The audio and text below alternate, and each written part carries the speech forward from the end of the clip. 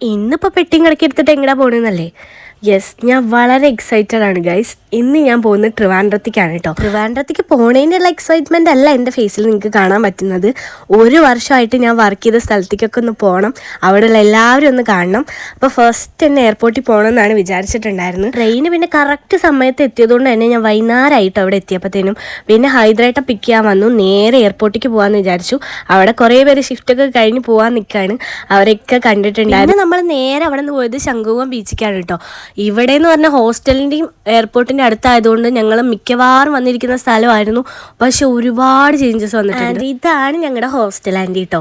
അപ്പോൾ ഇവിടെ വന്നപ്പോൾ ഹൻലാപ്പിനെ നല്ല മിസ് ചെയ്തു. കാരണം ഞാൻ ഓളുമായിരുന്നു ഈ റൂമിൽ കിടന്നിട്ടുണ്ടായിരുന്നു. പിറ്റേ ദിവസം രാവിലെ തന്നെ എല്ലാവരും കാണണമെന്ന് പറഞ്ഞ് നേരത്തെ ഇറങ്ങിയെങ്കിലും കുറേ പേരൊക്കെ ഇവിടുന്ന് പോയിട്ടുണ്ട്. ഇവർക്കൊക്കെ ഷിഫ്റ്റ് ഉള്ളതാണ്. കാരണം ഞാൻ പെട്ടെന്ന് വന്നുകൊണ്ട് ആർക്കും ഓഫ് എടുക്കാൻ പറ്റിയില്ലെങ്കിലും എല്ലാവരും കാണാൻ പറ്റി. രാവിലെ തൊട്ട് ഒന്നും കഴിക്കാത്തതുകൊണ്ട് നല്ല വിശപ്പായിരുന്നു. അപ്പം നല്ല അടിപൊളി ബിരിയാണി കിട്ടുന്ന സ്പോട്ടിലാണ് ഞങ്ങൾ വന്നത്. എന്നിട്ട് അവിടെ നിന്ന് കഴിച്ച് കഴിഞ്ഞിട്ട് ഹൈദരാബാദിനെ കൊച്ചിനും ചേച്ചിനെയൊക്കെ കാണാൻ പോയി.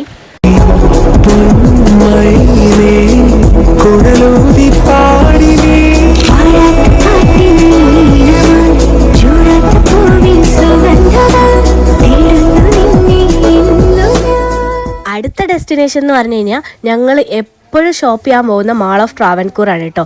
അവിടെ നിന്ന് ആദ്യം തന്നെ സ്റ്റുഡിയോ പോയപ്പോൾ ഒന്നും ഇഷ്ടപ്പെട്ടില്ല. അങ്ങനെ നേരെ ഈസി ബൈയിൽ പോയിട്ടുണ്ടായിരുന്നു. അവിടെ നിന്ന് അങ്ങനെ ഞാനൊരു ഷർട്ടൊക്കെ എടുത്ത് ഒരു ഐസ്ക്രീമൊക്കെ കഴിച്ച് നേരെ എയർപോർട്ടിൻ്റെ ഫ്രണ്ടിൽ കൂടെയാണ് ഞങ്ങൾ പോയിട്ടുണ്ടായിരുന്നത്.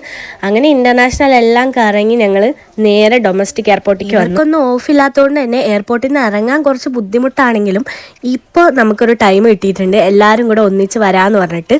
അപ്പം ഞങ്ങൾ നേരെ മന്തി കഴിക്കാനാണ് പോയത്. ഇവിടെ വരുമ്പോൾ എനിക്ക് ഭയങ്കര കൺഫ്യൂഷൻ ആയിരുന്നു, ഇവിടെ വന്നു കഴിഞ്ഞാൽ വൻ പോസ്റ്റ് ആവുമെന്ന്. പക്ഷെ ഞാൻ ഇവിടെ നിന്ന് പോയിന്നേ എനിക്കിവിടെ വന്നപ്പോൾ തോന്നിയിട്ടുണ്ടായിരുന്നില്ല. അത്രയ്ക്കും ഒരു കംഫർട്ട് ഫീൽ ആയിരുന്നു കേട്ടോ ഞാൻ ഇവിടെ വന്നപ്പോൾ എനിക്ക് ഫീൽ ചെയ്തിട്ടുണ്ടായിരുന്നു. സ്പെഷ്യലി ഞാൻ പറയുകയാണെന്ന് വെച്ചാൽ എൻ്റെ മാനേജർ ഭയങ്കര തിരക്കുള്ള ഒരാളാണ്. എന്നിട്ടും ഇത്രയും ടൈം എല്ലാം എനിക്ക് സ്പെൻഡ് ചെയ്താൽ ഭയങ്കര സന്തോഷം. ആൻഡ് ഫൈനലി ഒരുപാട് സന്തോഷത്തോടെയും സങ്കടത്തോടെയും ഞാൻ ഇവിടെ നിന്ന് പോവുകയാണ് കേട്ടോ. അങ്ങനെ നേരെ ഞാൻ ട്രെയിൻ കയറി കൊച്ചിയിലെത്തിയിരിക്കുകയാണ് ഗൈസ്. ബൈ.